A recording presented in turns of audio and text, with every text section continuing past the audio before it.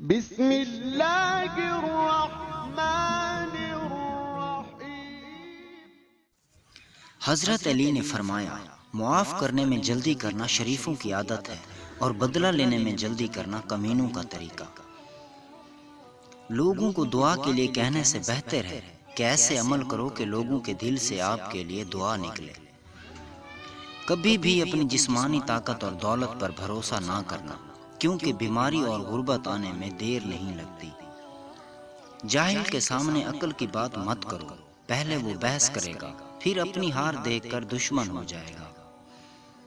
اگر تم سے کوئی پوچھے بتاؤ زندگی کیا ہے، تو ہتھیلی پہ ذرا سی خاک رکھنا اور اڑا دینا۔